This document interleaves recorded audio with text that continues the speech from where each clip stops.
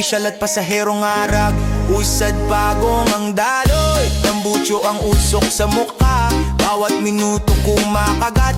Parang sinturong masyadong mahigpit, sikip ang dibdib, humahabol ang gabi. Sa kabilang purok, nakatambak ang supot at basang karton. Amoy bulok, umaakyat sa bintana, langaw ang ulap sa ibabaw.